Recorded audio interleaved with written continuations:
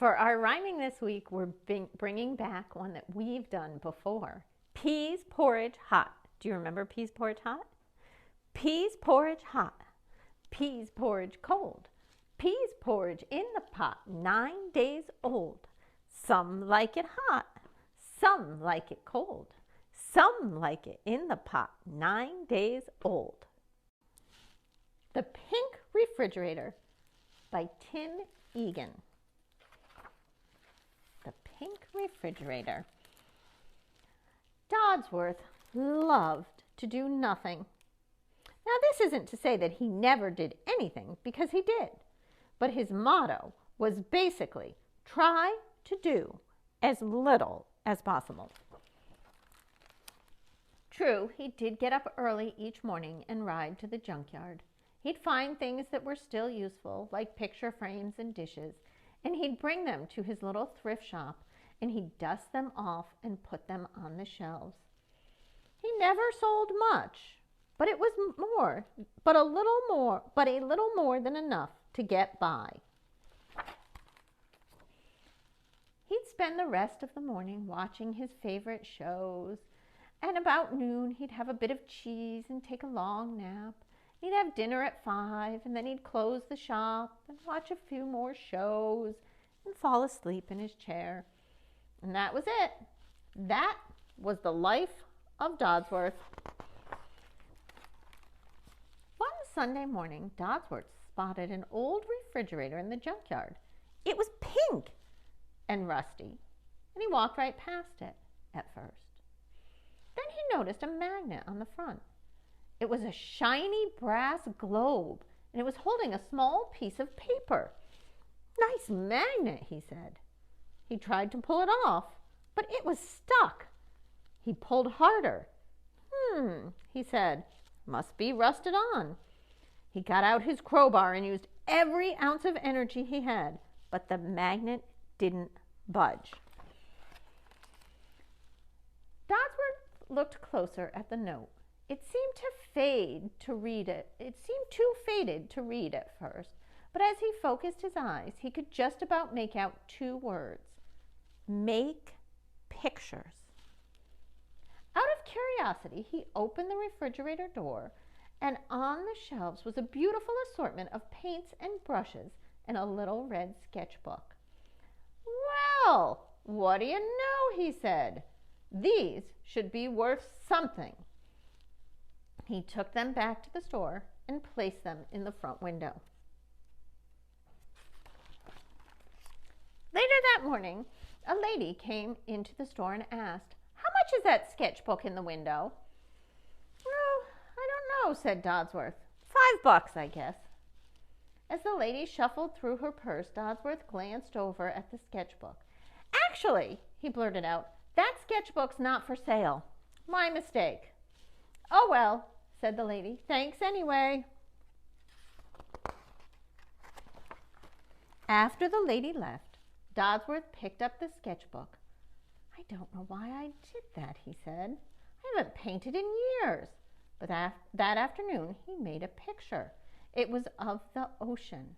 And even though he'd never actually seen an ocean in real life, he thought it turned out pretty good. The next morning, in the junkyard, he was passing by the refrigerator, and just for the heck of it, he pulled on the magnet. No go. He leaned in again to read the note.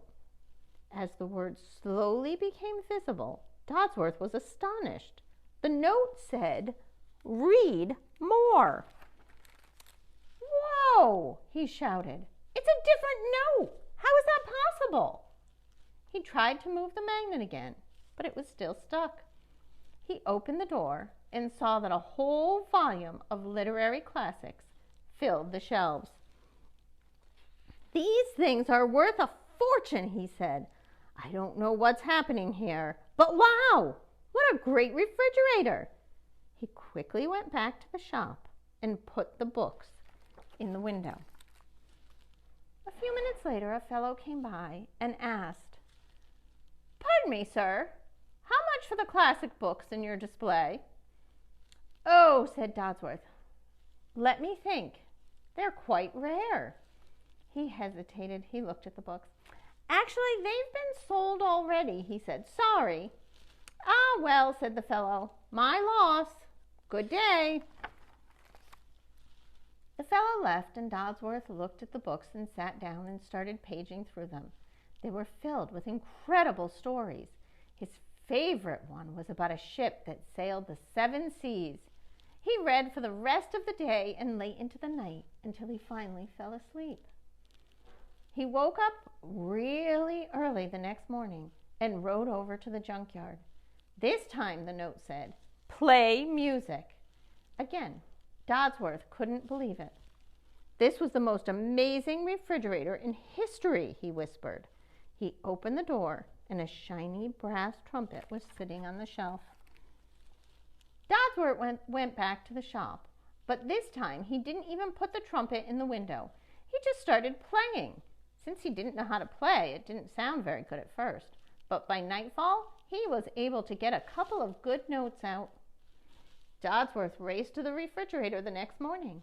This time the note said, "Learn to cook." Inside was a cookbook and a whole assortment of ingredients.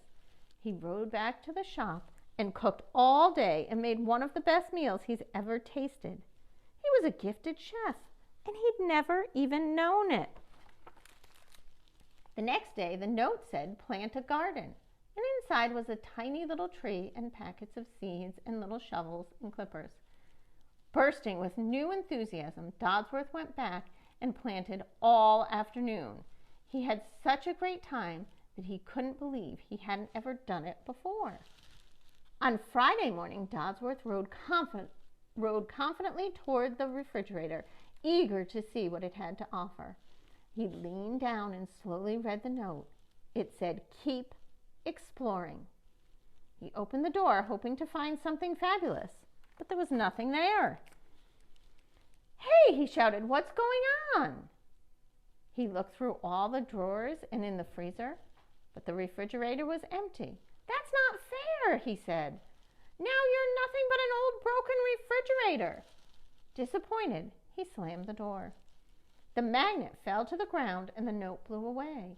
"No!" shouted Dodsworth as he ran through the junkyard trying to catch the paper.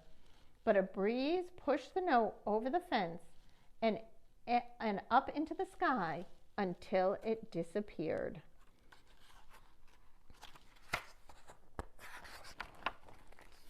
Dodsworth was stunned. His shoulders drooped. "I can't believe it," he said. "All my good fortune gone, just like that. Just when everything was getting started." He took the magnet back to his shop, sat down, and started watching his shows again, all the while thinking about what the note said. Keep exploring. At 7:15 that night, in the middle of his favorite show, Dodsworth looked at the magnet. He suddenly felt a great sense of wonder about everything. He jumped out of his chair and filled his bicycle with all the things from the refrigerator: the paints and the brushes, the sketchbook, the classic books, the trumpet, the cookbook, even the garden. He walked outside, and using the magnet, he hung a small sign on the door that read, "Went to find an ocean." He rode to the junkyard and over to the refrigerator. In the glow of the moon, it looked old and rusty and beautiful. Dodsworth smiled, tipped his hat, and pedaled down the street. The end. Hi everyone, it's time to open your bags and see what's inside. This week you have pink paper and pencils so that you can make a drawing like Dodsworth. And there's pudding so you can cook like Dodsworth. Have fun with your pink paper, pencils, and pudding.